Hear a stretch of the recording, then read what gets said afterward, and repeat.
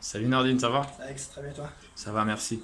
Comme convenu, je suis venu te proposer de faire l'essai du RX 450H. Il est là, même? C'est ça, il est là. Vas-y, je t'en On y va? Bienvenue. Salut même, comment ça va? Salut, ça va? Ça va, merci. Donc, prêt à aller essayer le RX 450H? Bon, allez, on va essayer. Allez, on y va. En route! Déjà, tu peux me dire ce que tu penses de la face avant? J'ai envie de te dire, waouh, c'est vraiment impressionnant parce que là, tout de suite, en voyant le devant, on peut voir qu'en fait, il y a un mix qui est fait entre ces lignes sportives et en même temps avec ces lignes luxueuses. Et clairement, c'est ce mix-là qui est tout de suite mis en avant et c'est très positif au premier abord. Et sur le côté, t'en penses quoi?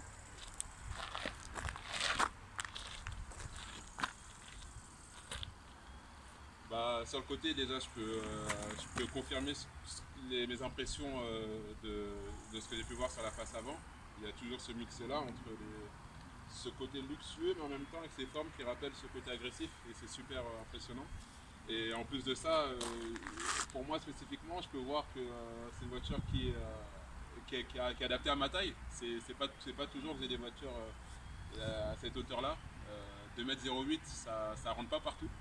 Donc là, j'ai la chance de pouvoir dire que je vais monter dans le véhicule et non pas je vais descendre dans le véhicule. Donc ça, c'est vraiment top.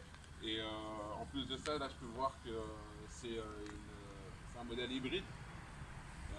Clairement, c'est notre futur qui est là. Hein. Je te dirais même que c'est notre présent. J'ai l'impression.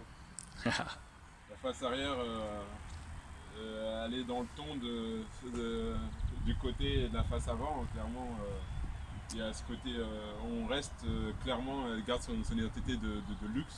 Ça, c'est indéniable. Mais on sent qu'ils ont voulu rajouter ce côté sportif qui est là. Et clairement, c'est impressionnant. Je vais essayer de voir un peu plus, d'un peu plus près ce qui se passe.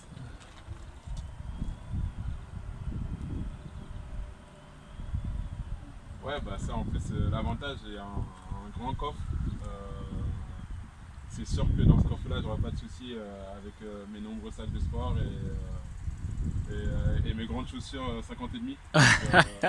C'est parfait. T'es bien installé là? Ah, je suis un peu à l'étroit là. Je te laisse gérer les commandes, elles sont sur le côté du siège. Mets-toi à la bonne hauteur. Ok. Tu m'as l'air un peu haut là quand même. Là, ça commence à ressembler à quelque chose là. Ah, tu peux reculer. Ah ouais. Waouh. Tu peux gérer aussi ton volant. T'as une petite molette, voilà. Tu peux le ramener vers toi, tu peux le reculer. Là, c'est tout ce qu'il fallait.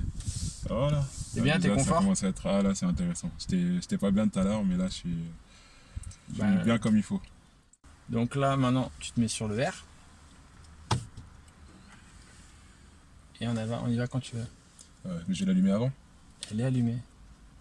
Comment ça, l'allumer? Elle est allumée, là, ta voiture elle est allumée. Regarde, recule. Appuie sur l'accélérateur. Il n'y a pas un bruit. Il n'y a pas un bruit. Mais avec ça, tu peux suivre n'importe quel... Je suis sûr que tous les détectives privés doivent rouler avec... avec Les des détectives privés, ouais. Ils roulent qu'avec des voitures comme ça. Ah, mais en plus, t'as le... Tu peux voir en face le... Waouh.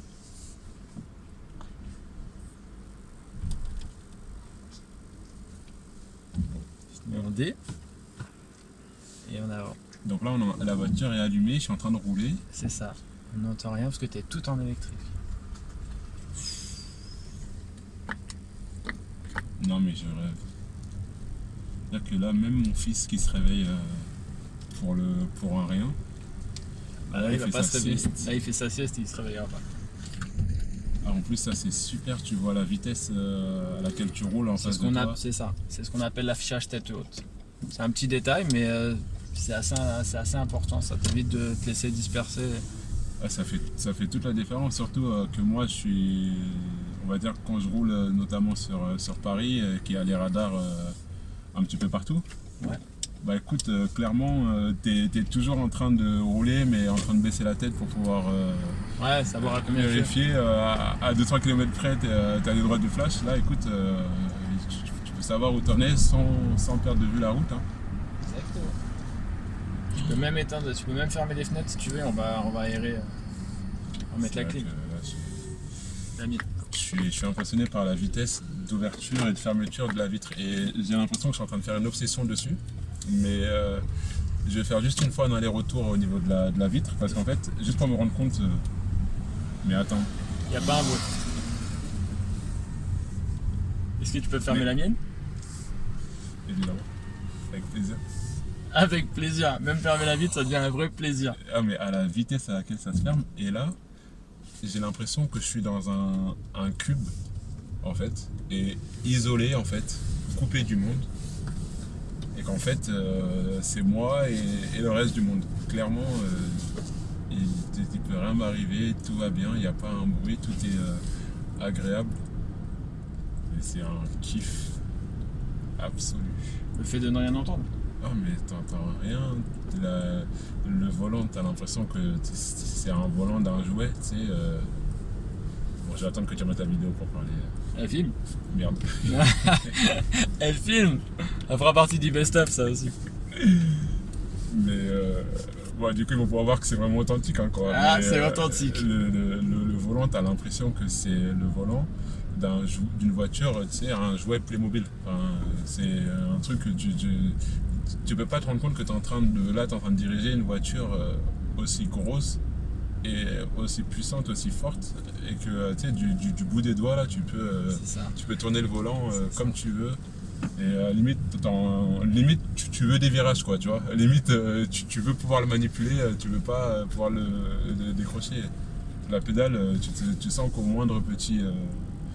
si tu t'assoupis un peu, ça part tout de suite hein, aussi. Hein. J'ai l'impression que je roule à 2h du matin pour rentrer chez moi. Et il n'y a pas un bruit. Il n'y a pas un bruit en fait. Je peux me créer ça dans la journée avec cette voiture en fait. C'est-à-dire que je ferme les portes, je ferme les vitres.